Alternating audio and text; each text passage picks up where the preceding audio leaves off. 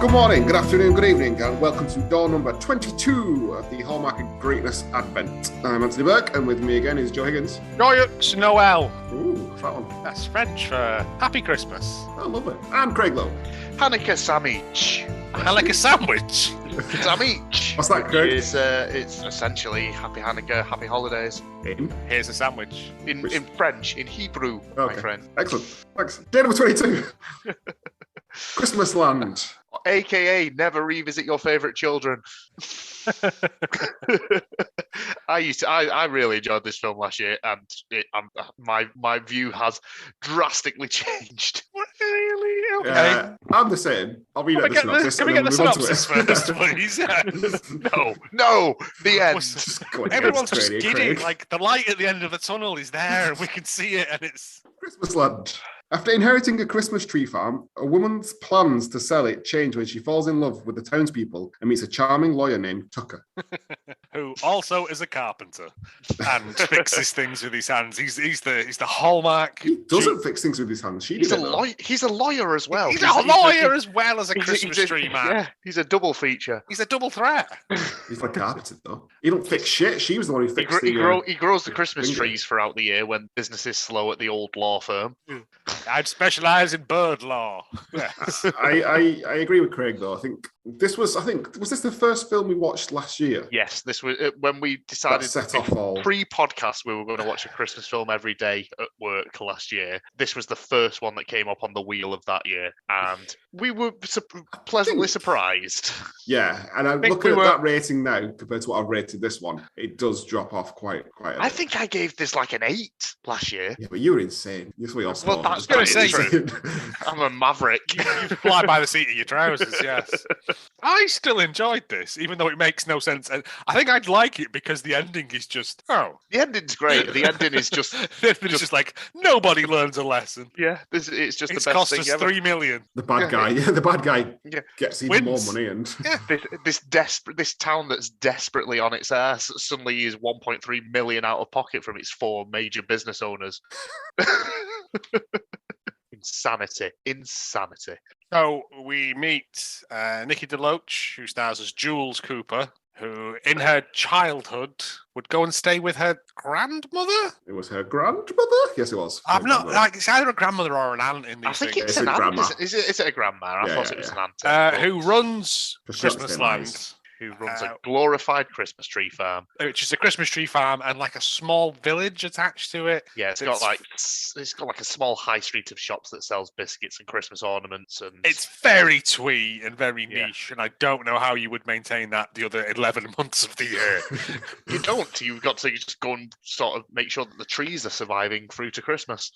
But yes, she's having this weird like Christmas decorating party thing that she does every year for the daft kids of the town. Yeah. This is like 20 years previous. Yeah, in the past. Yeah. Stuff happens. We cut to the future. Jules is now working in the city for the man because she's sold out. Gal. Yeah, and she gets word that her grandmother has died and left her the deeds to Christmas Land. Yes. So she's like, sweet, sell that. Sweet cash. Get myself a Kawasaki Ninja. Yeah. It's a motorbike, I believe. A stealthy one at that. Yeah, get me a crotch rocket and I'll be popping wheelies till the cows come home. I don't know what's happening. Keep going. It's good, that. It wasn't good at all. Keep it up. And so, she goes to see this town and she's like, what the fuck is this? This is a mess. Why is everything so run down? What was Gran doing? She was just cutting off her own hair and eating it. It looks like shit. Christmas town, more like Christmas. Yeah, I mean, it's literally right on its ass. I mean, the sign literally says Isthmus Own. Yes, which is not even as good as when they steal the sea off Canal Street in the village. Or the awful house from previously featured film Let It Snow. Fucking. That's what that one is. When I was checking all the scores that we've done, I couldn't remember what Let It Snow was. It was Dazed and Confused at Christmas. Dazed and Confused at Christmas. It's it's Ned. Ned not appearing in this film. Yeah. Ned we had him for the weekend. But yes, so she goes there and she's like, all right, I'll just sell this because it's disgusting. And the people are like, no, it's a tradition and we have to do this. Tucker's told them all that she's revamping it and reopening it. She's going to come and save it because Tucker's a jerkhole. Lying bastard. Tucker is the tree boy who looks after the trees. Tree boy, lawyer. He's also a lawyer because, of course, he is. And she's his classmate. And he got an A. Yes. And it's just fucking like this entire film is a whole host of characters judging this poor woman for decisions she didn't even make. No. Yeah.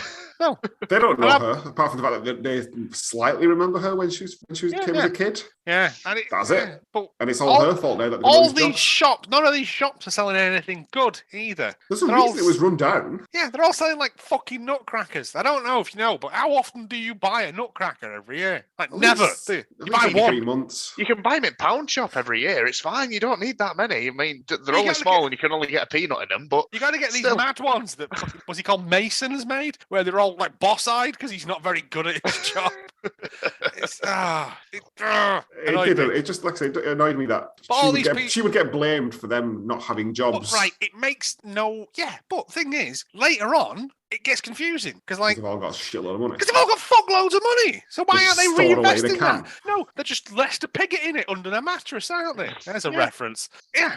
So she's like, well, I'll just sell it. She goes, her boyfriend has set up this deal with this guy, and she's like, yeah, we'll sell it, but you've got to do it up. Yeah, you've got to keep it as it is. You've got to keep it as it is. You've got to keep her memory alive. Because absolutely no reason. You're a complete stranger, but please keep my grandmother's legacy alive. Bye. And she signed a contract because he said the words, yeah, sure. Yeah. And then it turns out a random man that she's met is a bastard. And he's crossed his fingers this whole time. Yeah, he had his fingers crossed behind his back. But she only gets like, what was it, 1.7 million for it? Yes. Which, for the amount of acres of land that she had, she got duped quite a bit there. Well, it's 200 acres, isn't it? It's 200 acres, but something daft like that. But it's between two interstates, and they kept going on about how much they could build on that land and turn it into other things. Foot golf, yeah. Right. Well, to put it in perspective, I was going to say, someone worked out what an acre is, because for 300 acres in Illinois, currently it goes for just shy of 6 million. Yeah. Oh. This is near Chicago, I believe. And we're talking about prime property as well on this one because it's right for development between two interstates. Yep. Yeah, you can put strip mall in there, all sorts of stuff. You can do all sorts of. So she got gypped straight out of the way. Well, I reckon whatever his name was it Mitchell? Was doing her over anyway. He took a backhander there, hasn't he? Yeah. Anyway, so she finds out they're going to turn it into like strip malls and condominiums and other stuff that property developers are always wanting to build. Flats over in Britain. In their latest effort to become partner. Yeah. And she's like, no, this isn't the deal. And he went, what deal? Fingers crossed, sunshine. You signed a contract. You signed a contract saying you were selling to it. Did you read the fine print? Sell it beware. At this point, I'd be like, all right, I'll see you in court because you've broken like so many rules here. Yeah. But whatever. I believe my lawyer was in on this whole deal, and so you shanghaied me. I'm fairly sure you can't have someone representing both parties. Yeah. In like a court thing there, because that seems like a conflict of interests. But again, whatever, it's Hallmark. Right. And so the guy goes, oh, you could have it back. But I want 8 times what I've paid for it, sort of thing.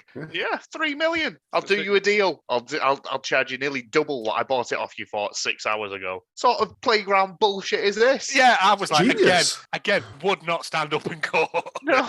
So she goes, no ruling here. So these people on Christmas land is the Wild West. She's like, well, I've already spent 1.7 million on that Kawasaki, so it's a Ninja, do you know? Yeah. She takes that back, and she's like, I've been doing donuts in the car park with it.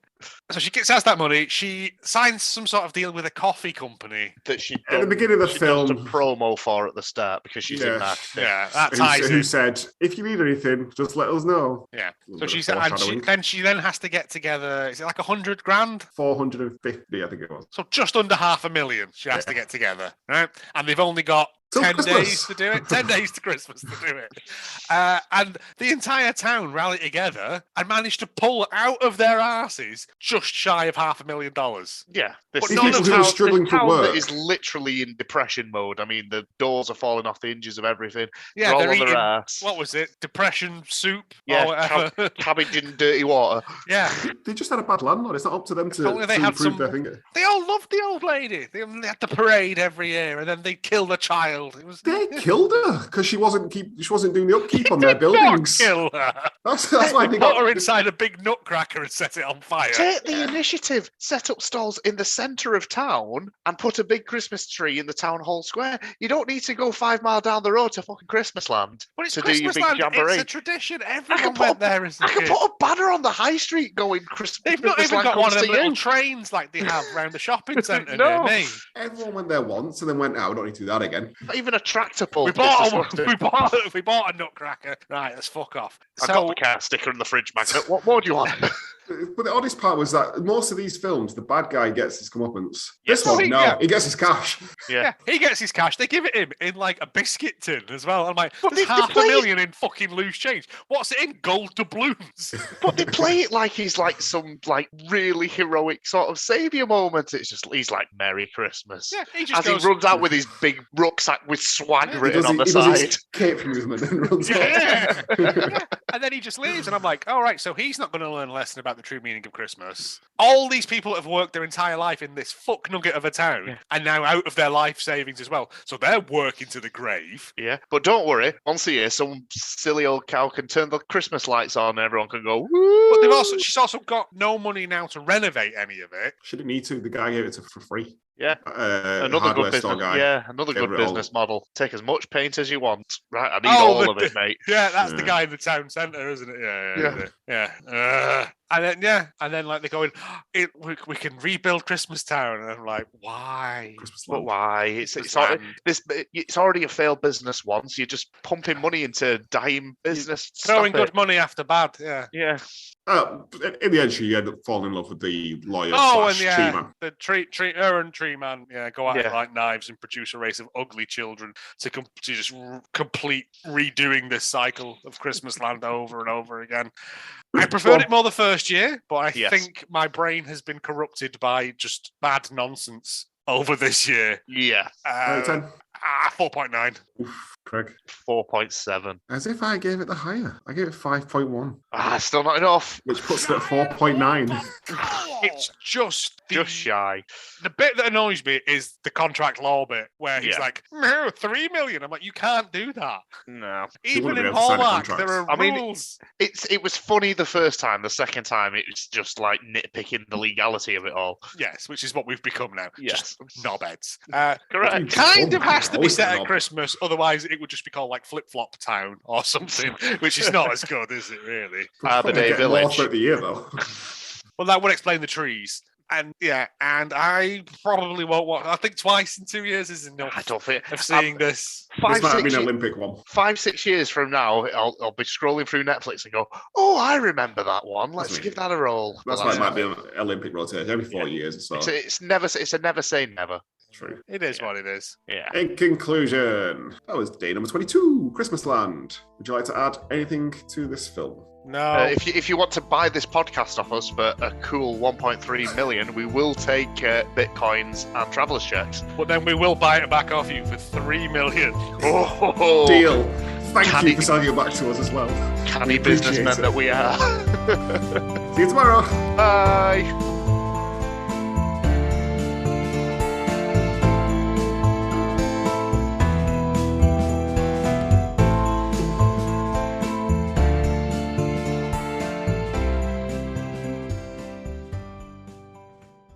We need to get the bands, Joe.